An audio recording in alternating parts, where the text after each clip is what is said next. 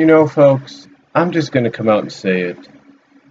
As exciting as it is to have this new brand extension happen, and the fact that both shows have their own distinguished look now and their own distinguished rosters, I'm going to be quite honest. Let me be quite honest with you folks. I don't think this brand extension is going to last that long. I mean, I already see a lot of problems that are already going to, you know, already providing enough evidence that this whole draft, despite it being good, you know, in a sense, from a storyline perspective, and getting SmackDown Live on its first official night, a good rating, and having a good WWE World Heavyweight Championship match, the first in a long time on SmackDown, between Seth Rollins and Dean Ambrose. Despite all that, I just don't see this brand extension lasting that long. Because,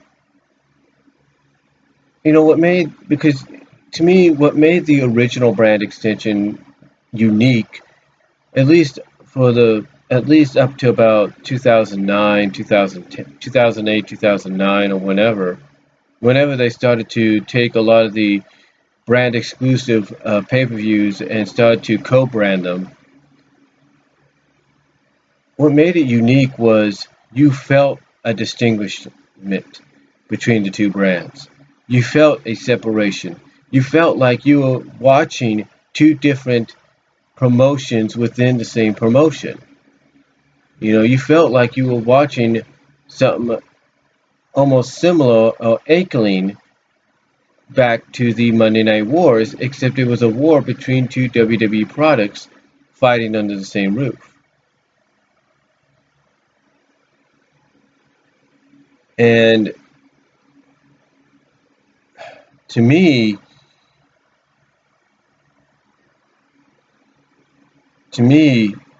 that's what made it unique. Even when they added ECW on as a third brand, which was pretty much a more nationally televised developmental brand, and they had their own pay-per-view called December to Dismember, it still felt unique. It still felt different. I mean, when they had December to Dismember, they had it at the Jackson Memorial, well, not Jacksonville, but they had it at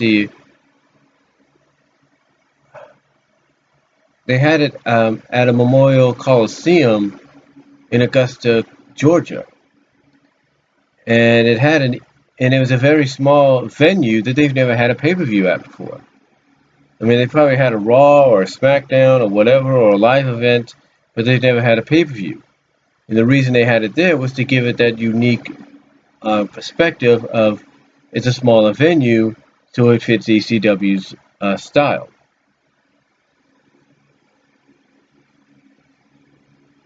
But the point I'm trying to make here is,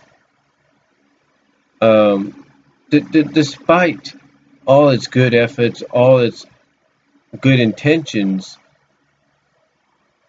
to me, it's already shot itself in the foot. I mean, one of the things people complain about is how much SmackDown got annihilated in the draft. Not just from a storyline perspective, but from a reality perspective. Because, even though Raw is a 3-hour show, it should have basically evened out the draft picks. You should have given 3 to both shows, or you should have given 2 to each show, and that was it. But they didn't do that. And yes, from a storyline perspective, it's to show that Vince McMahon favors Stephanie over Shane because Shane doesn't see things the way Vince wants him to see things.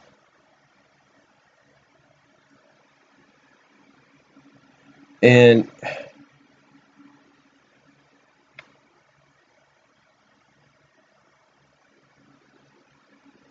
it's just one of those situations to where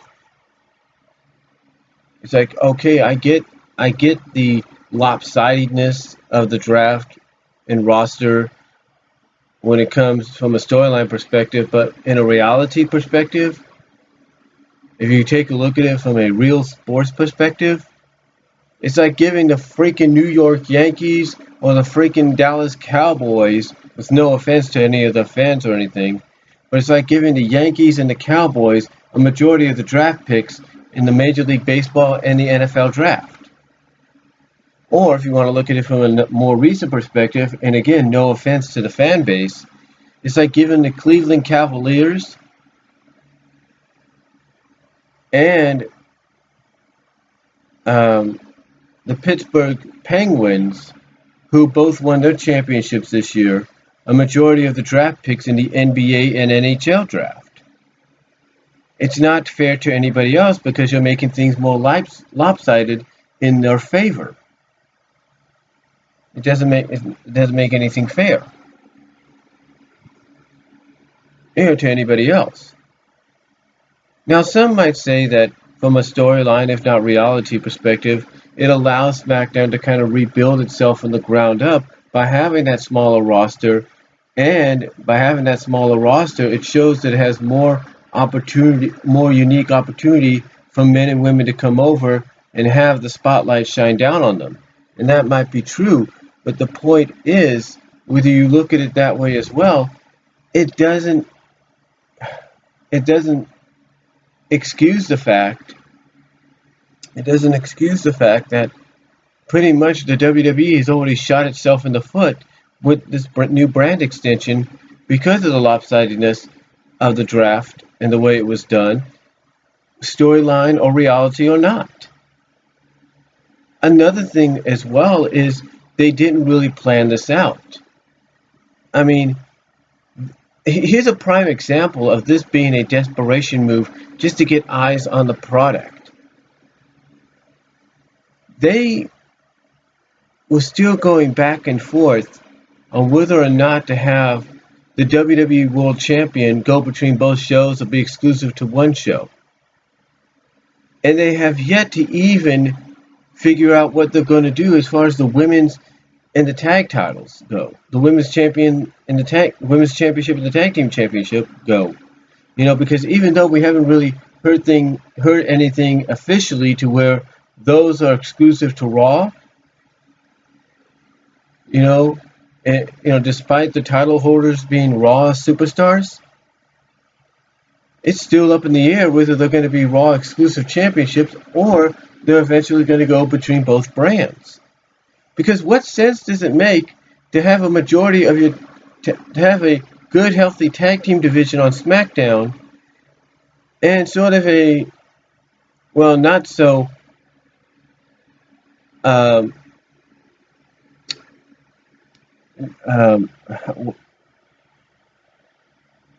not so healthy looking women's division on SmackDown if you don't have them fighting for something, you don't have them competing for something?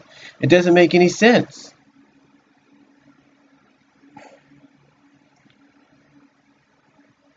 So to me, they've already shot themselves in the foot with this. To me, this just proves once again that this was nothing more than a desperation ploy. I mean, you don't even have the sense to at least make it official to where even though Dean Ambrose, who's the WWE World Heavyweight Champion, even though he's a SmackDown superstar, that as long as he's the champ, he can go between both shows, and that when he finally does eventually lose that title, he'll just be a SmackDown superstar. He'll just be competing on SmackDown, and that's it. You couldn't make that ruling that whoever the champions of the WWE women's and tag titles, whoever they are, they can go between both shows, but when they lose the title, they go back exclusive to the show they were drafted to. You don't have enough sense to make that decision as you're doing the draft or as you're going into Battleground to at least make an announcement. It doesn't make any sense, and you essentially shoot yourself in the foot. But by doing so, you hurt yourself and you hurt the speciality of this draft because, pre and post, because you don't have a damn clue what you're going to do with your champions. I mean, I can understand making the Intercontinental and the U.S. titles exclusive to the shows that they're on, but still, what about the championships that can be interchangeable between both shows? Doesn't make any sense. You don't plan this out right. You didn't plan this out right, which again shows that this is a desperation move. Well, this was a desperation move that in the end is going to hurt them unless they come up with something that's going to fix it immediately. And here's another thing that's going to shoot them in the foot. You plan to basically have two different brand pay-per-views, network specials in the same month? Let me tell you what made the original Brand Extension special. The original Brand Extension used to have a pay-per-view once a month for each show. Let me explain. In June, like during the summer like we're in now, in June would be dedicated to Raw and a pay-per-view like Bad Blood. July would be dedicated to SmackDown and the Great American Bash. September would be dedicated to what pay-per-view was it? I guess they started Night of Champions or something, I don't know. But it would be dedicated to a Raw pay-per-view, or at least the beginning of October and of September would be dedicated to a Raw pay-per-view. And a majority of October would be dedicated to SmackDown. Same with December. December would be a Raw pay-per-view. February would be a SmackDown pay-per-view. Get the point? That's what made it unique, because you gave time for things to be built up from a storyline perspective, even when that storyline focused on a championship, if not the main championship of that brand, as the focal point between the two competitors in that feud.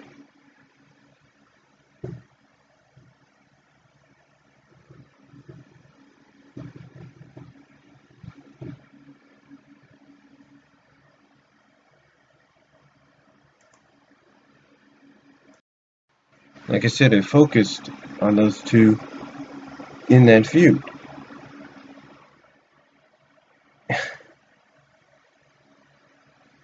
And that's what made it special.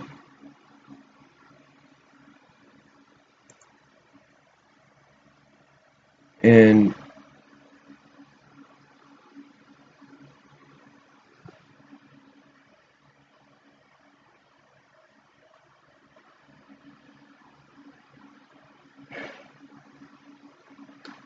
WWE's already shooting themselves in the foot with this.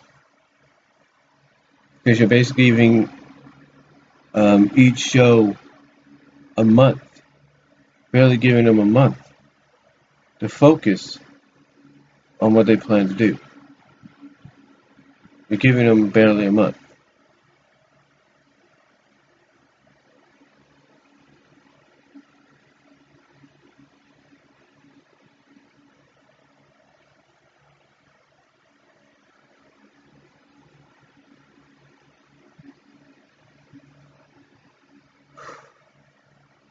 And then when you take a look at the fact that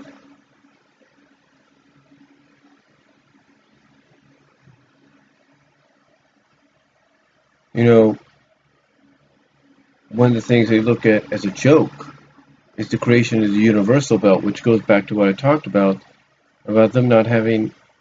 I mean, even before Roadblock, not Roadblock, but Battleground, not even knowing what they're going to do with the championships, and they go as far as on Raw to announce that they're creating a Universal Championship for Raw, which is, I guess, okay. It's like, why call it the Universal Belt? Why couldn't you just call it the World Heavyweight Championship and just create a new belt to represent it? Instead of just, if you don't want the big gold belt out, that's fine, but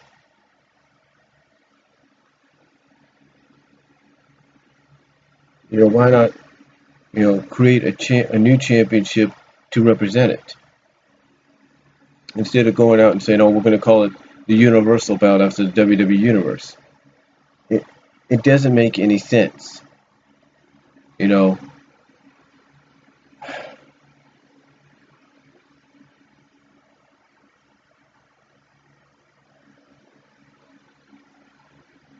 to me, unless they improve on things in the next what is it we got? I mean,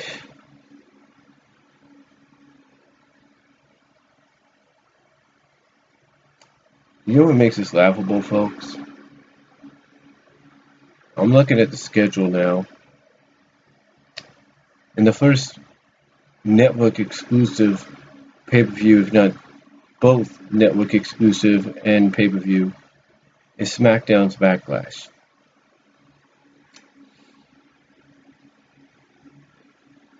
And that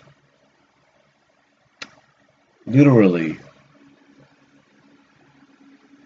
is 20 days after SummerSlam.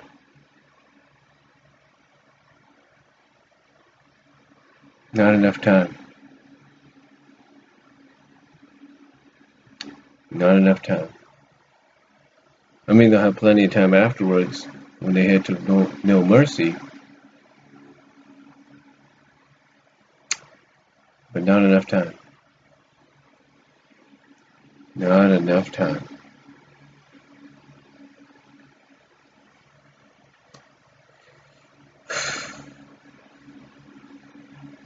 And again, they're already shooting themselves in the foot with this.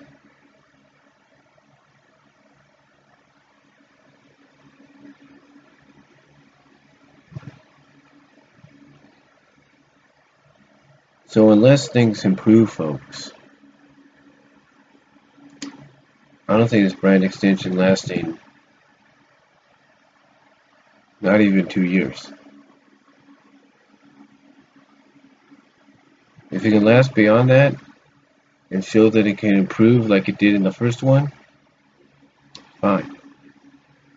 If it can prove that both shows are their own distinguished brands and they have their own distinguished looks, they have their own unique championships, if not their own unique stars and rosters, which the roster rise, oh yeah, that's definitely unique right now. But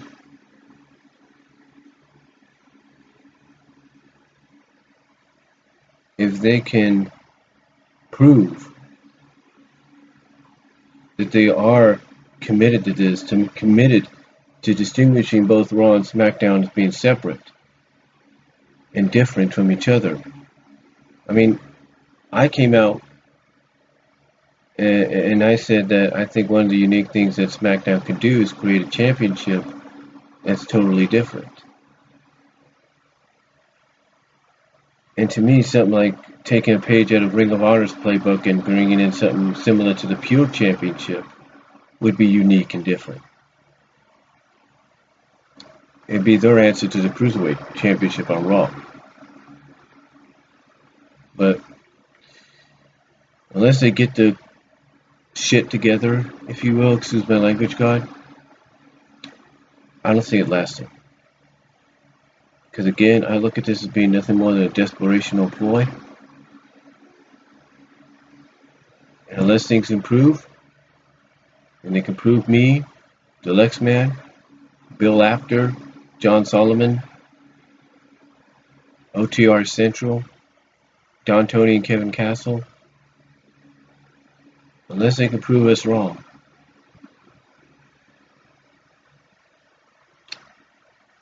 I expect next year's draft, either it's a draft lottery or it's a regular draft like this year was, I expect that to be the last one. I expect this brand extension to come to an end before you know it. So,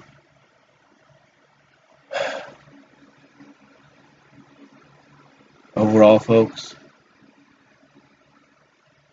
unless WWE fixes, improves the brand, unless WWE improves this brand extension,